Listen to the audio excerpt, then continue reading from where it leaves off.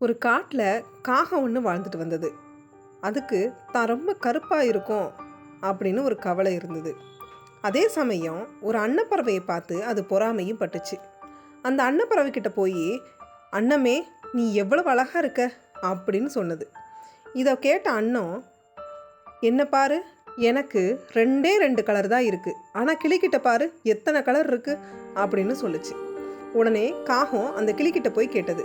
அதுக்கு கிளி, என்னை விட மயில் தான் ரொம்பவும் அழகாக இருக்குது, அதை போய் பாரு அப்படின்னு சொன்னது. உடனே மயிலை தேடி காக்கா போச்சு. மயில் ஒரு கூண்டுக்குள்ளே அடப்பட்டு கிடந்தது. இதை பார்த்த காகம், என்ன மயிலே நீ எவ்வளவு அழகாக இருக்க, உன்னை யார் கூண்டில் அடைச்சது அப்படின்னு கேட்டுச்சு.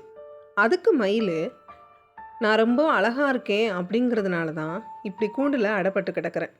உன்னை பாரு, நீ எவ்வளோ சுதந்திரமாக சுற்றிக்கிட்டு இருக்க, நான் ஒன்றை பார்த்து தான் பொறாமப்படுறேன் அப்படின்னு மயில் சொல்லுச்சு. இதே மாதிரி தாங்க நம்ம எல்லாரும் நம்மக்கிட்ட இருக்கிற தனித்துவமான சிறப்பை விட்டுட்டு மற்றவங்க கிட்ட இருக்கிற அழகை பார்த்தே ஓடிக்கிட்டு இருக்கோம்.